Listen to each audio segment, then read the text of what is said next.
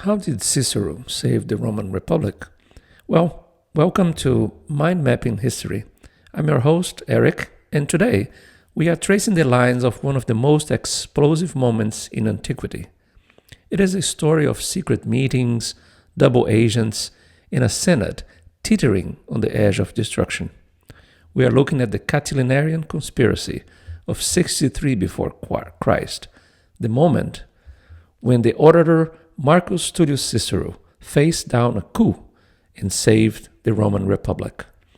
To understand how close Rome came to burning, we have to start at the top of our mind map. We're going to understand the context and the causes of the situation. Specifically, let's look at the political context. The political climate at the time included many challenges. This is the late Republic, 63 BC, and is under severe pressure. The pressure comes from, in a way, ruined aristocrats, and we're gonna get to know one of them. At the center of that storm is a man named Lucius Sergius Catiline, or Catiline. The mind map points us first to Catiline's electoral defeats. This man was a patrician, a noble, yet he was rejected by the voters for the consulship, the highest state office of the land, like president in the US today. Not once, but 3 times, he lost the election. It was only after this final defeat in the elections of 63 BC that he decided he could not win the state if he could not win the state by votes, he would take it by force. But a conspiracy needs more than one angry man. It needs an environment of despair. The map leads us to economic crisis and debt. Rome, the Republic, was in a financial stranglehold.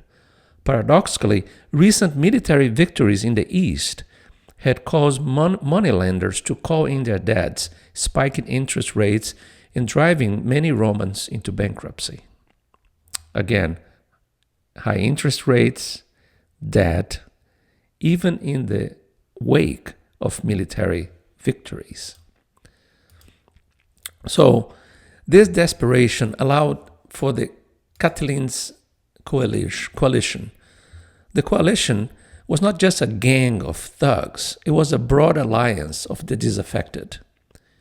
You had disaffected aristocrats, men like Lentulus Sura, a former consul, actually, who had been kicked out of the Senate for immorality and was desperate to regain his rank. You had indebted Sullan veterans. Remember, Sulla was the victor of the first civil war, what Mike Duggan calls the storm before the storm.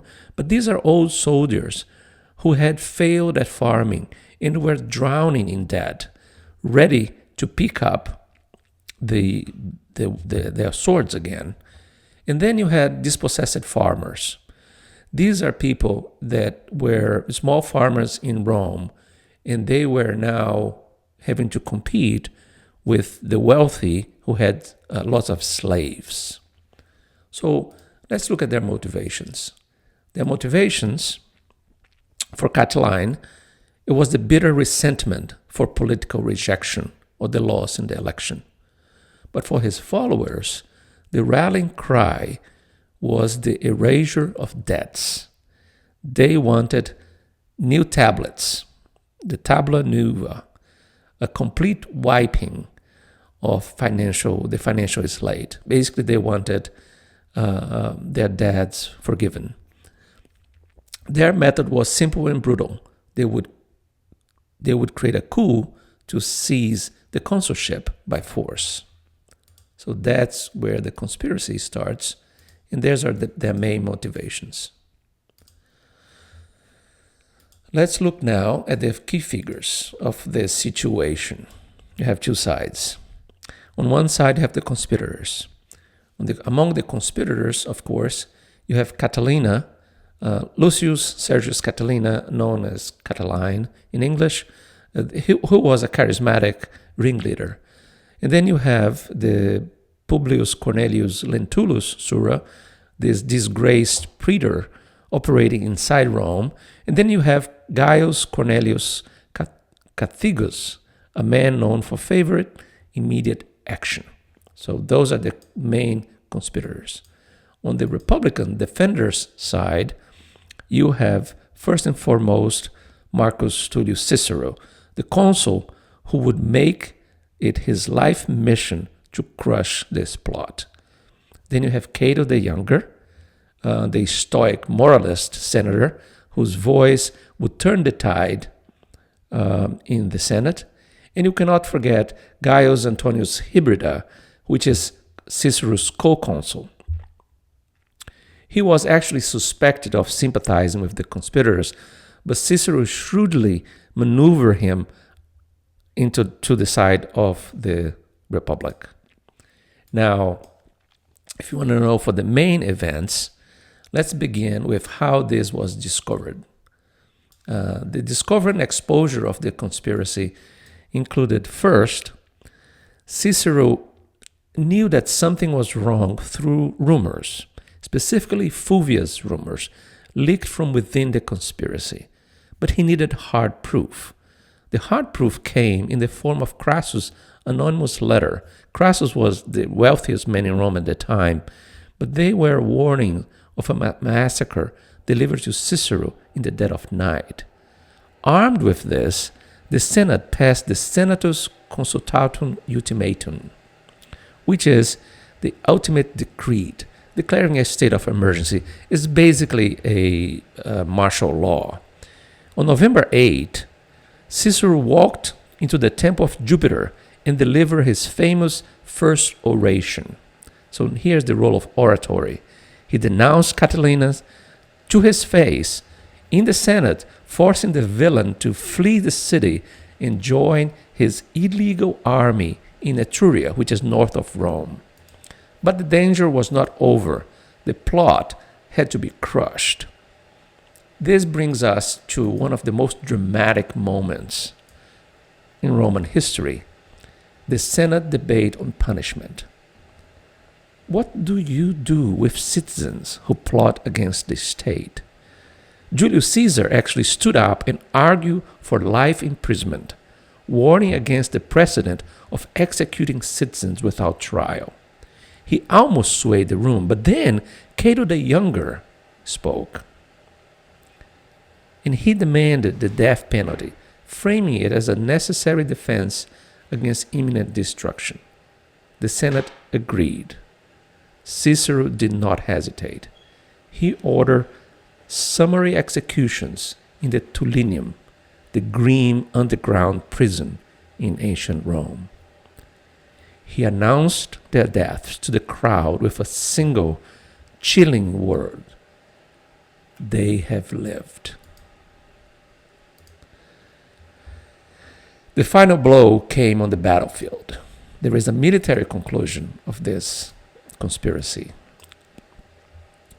In the Battle of Pistoria in 62 BC, the defeat of Catiline's army was total.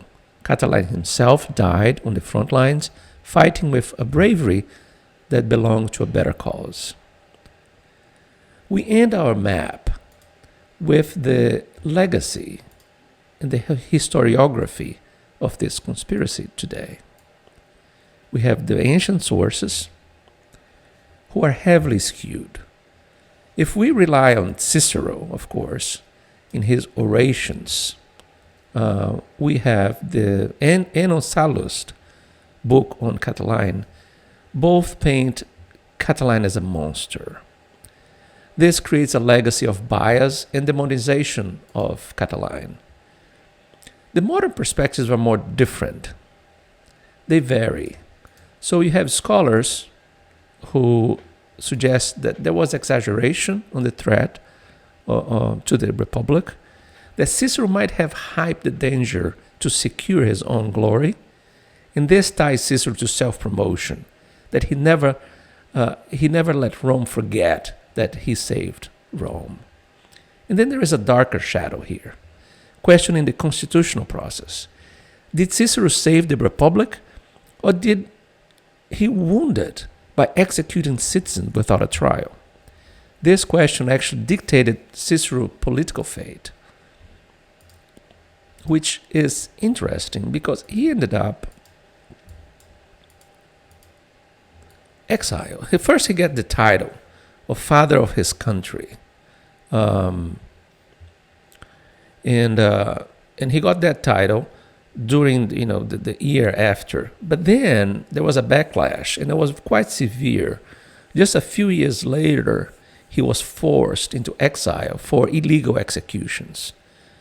In the end, the Catilinarian Conspiracy serves as a potent symbol of Republican ideology. It is a story of a republic fighting for its life, of the clash between the order and liberty, and of a man who saved the state only to pay a price for what he did. And actually, Cicero ends up being, after the exile, he is recalled, he goes back to Rome, and then in 44 BC, he plays another key role that we're going to explore in another map, and eventually he is executed by the orders of the son, the adopted son of one of the men he executed in those summary executions.